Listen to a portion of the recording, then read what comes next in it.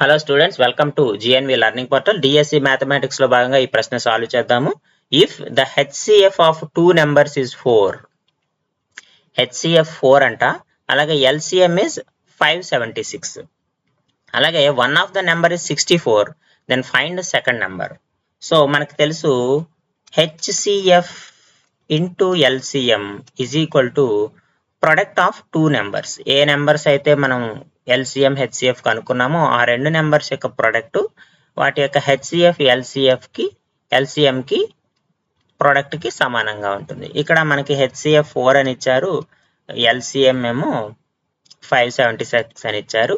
So మనం already ఒక number కూడా ఇచ్చారు మనకి 64. మనం కనుక్కోవాల్సిన నెంబర్ ని ఎక్స్ అనుకుందాము.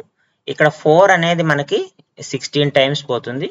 సో ఈ 576 లో 16 పోతుందేమో చూడండి. 576 లో 16 ఇక్కడ 16 3s are 48, 96 వస్తుంది. So 16 6s are 96.